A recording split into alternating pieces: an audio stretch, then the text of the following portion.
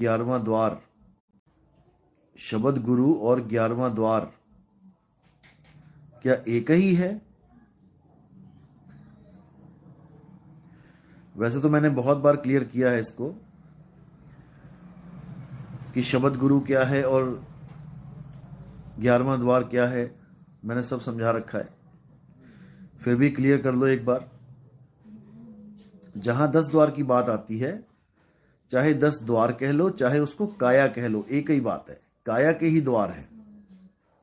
10 द्वारे का पिंजड़ा तामे बोले पौन, रही बे को अचरज है उड़ा सो अचरज कौन। तो 10 द्वार बोल दो चाहे बोल दो उसको काया, चाहे बोल दो पिंजड़ा, एक ही बात है। अब पिंजड़े में जो है वो है जीव, तोता, जो इन 9 द्वारों या 10 द्वारों से निकलेगा। अब ये तोता समाएगा कहां? जहां ये समाएगा वही है 11वां द्वार। और कहां समाना है? सुरत समाए शब्द में, वाको काल ना खाए। तो शब्द ही 11वां द्वार है,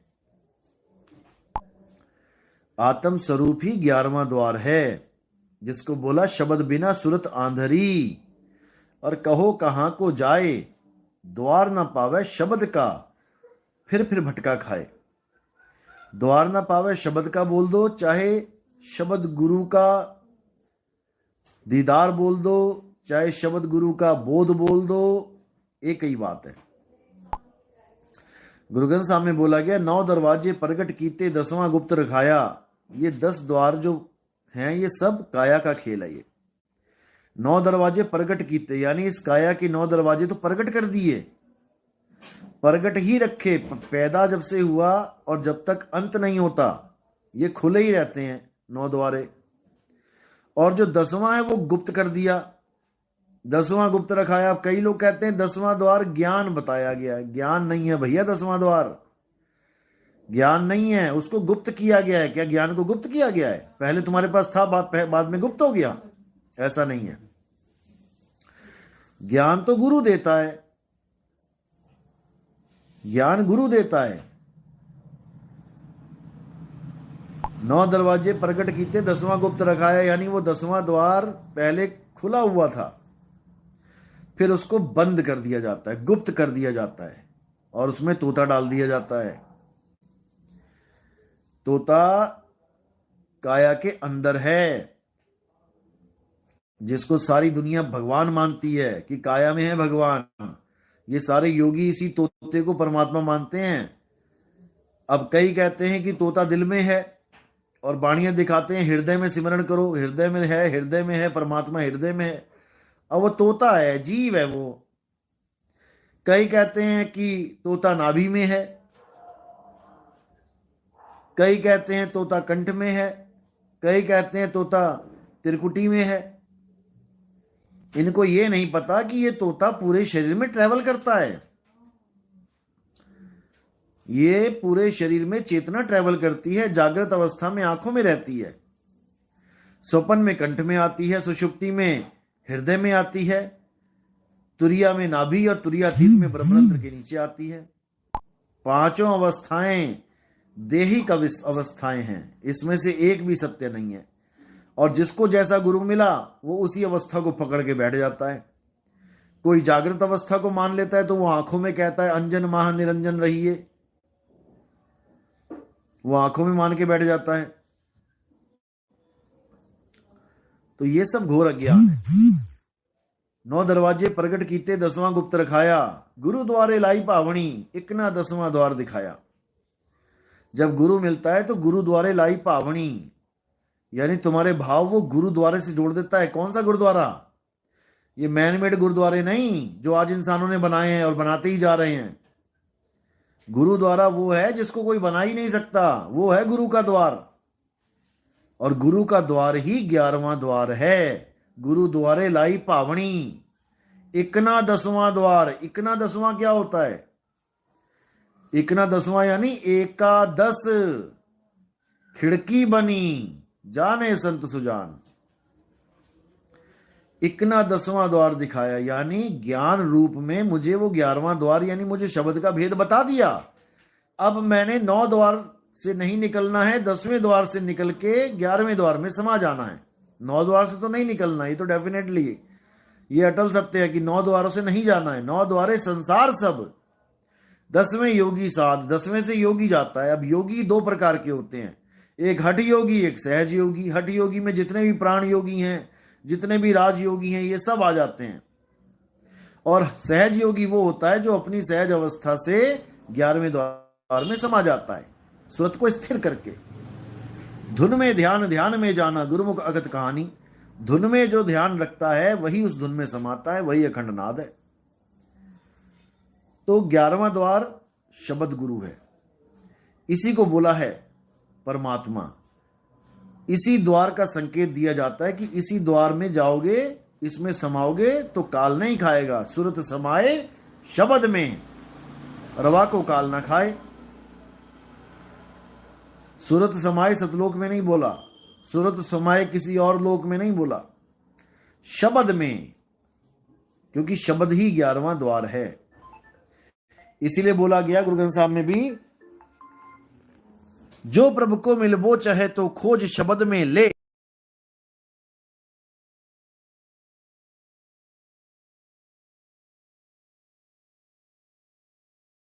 मिलबो चाहे तो खोज शब्द में ले।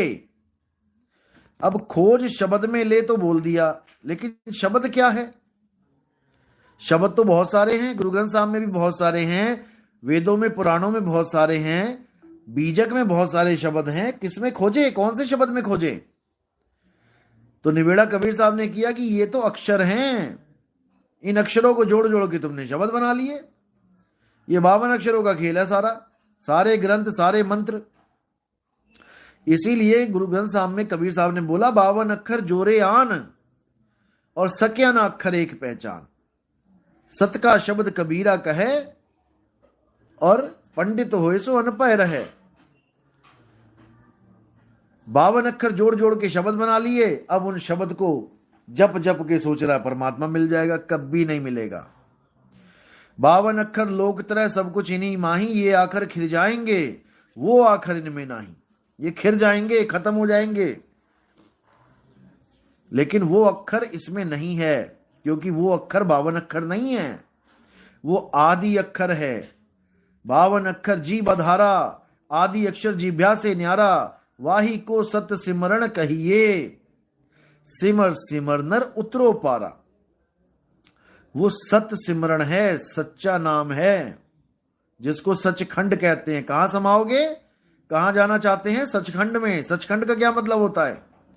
सच प्लस अखंड इज इक्वल टू सचखंड। ऐसा अखंड नाम जो सच है, उसी को सत नाम बोला है, उसी को सचखंड बोला है, जहां पर आप समाओगे। सचखंड बस है निरंकार, निराकार नहीं, निरंकार।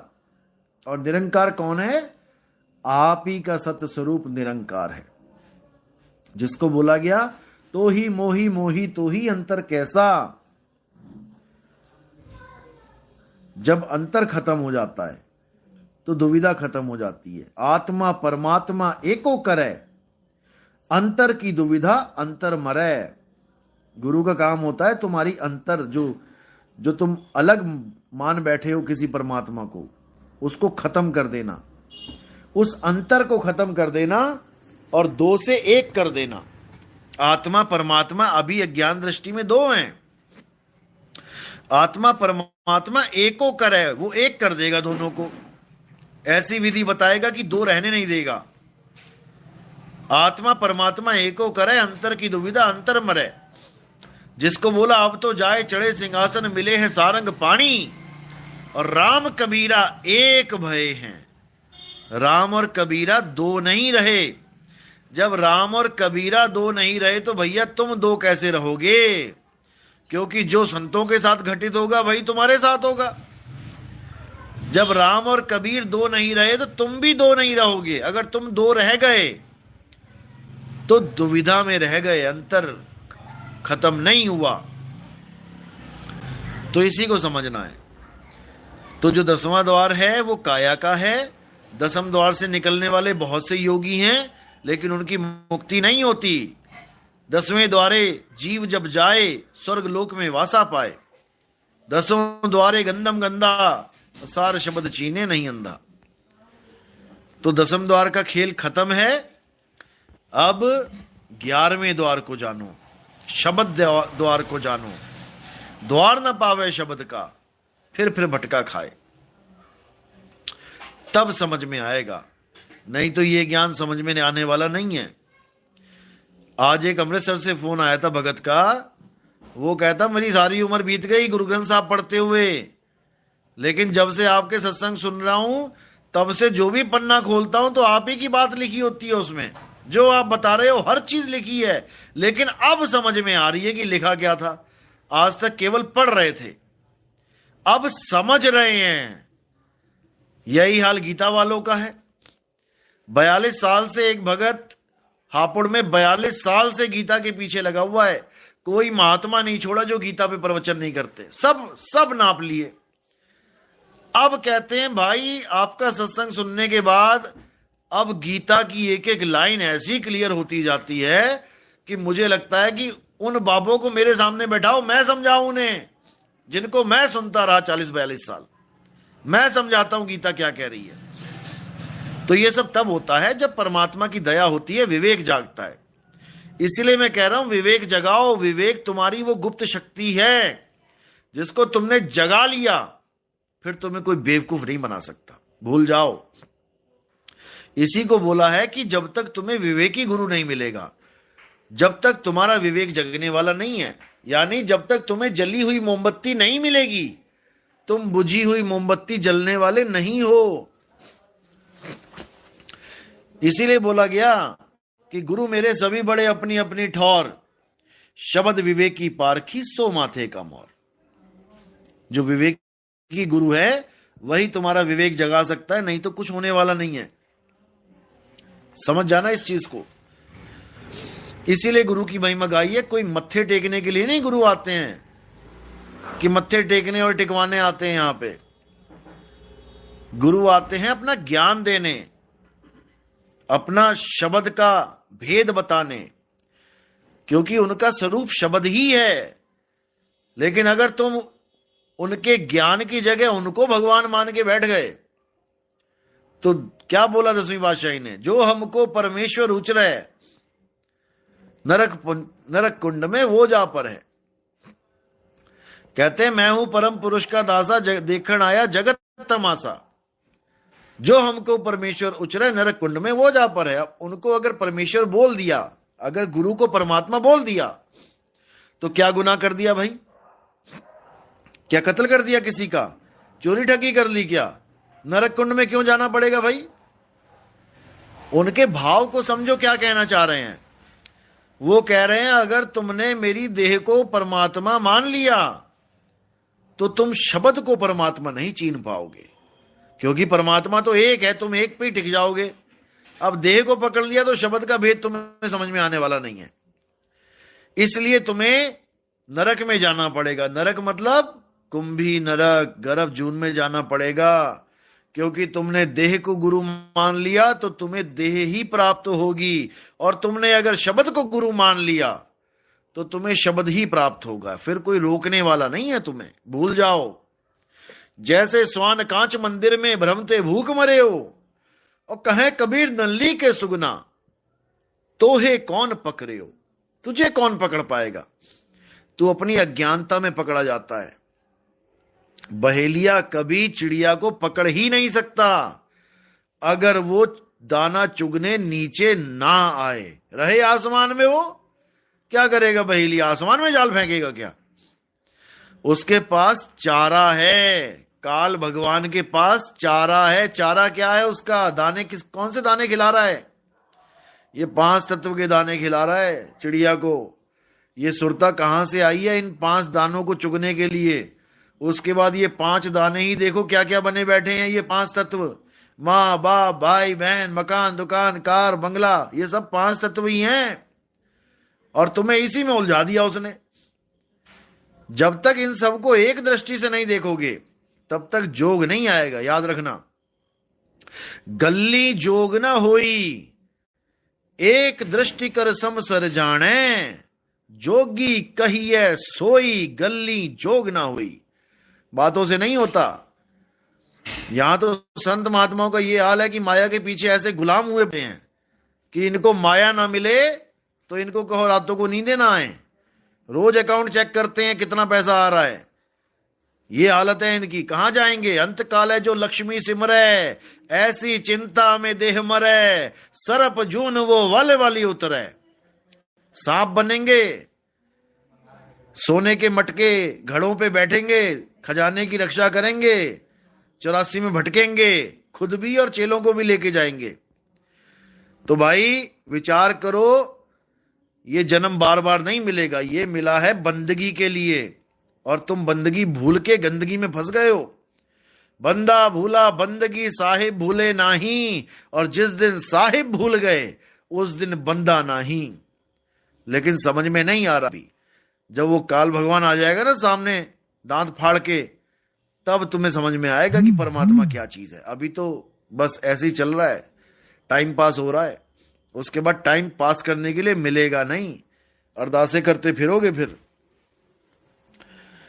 तो उम्मीद है सवाल समझ में आ गया हो। और भी कोई सवाल हैगा अगर आपका तो पूछ लो, और अपने व्हाट्सएप पे भी मैसेज कर सकते हैं, उसको भी सत्संग में शामिल कर लिया जाएगा।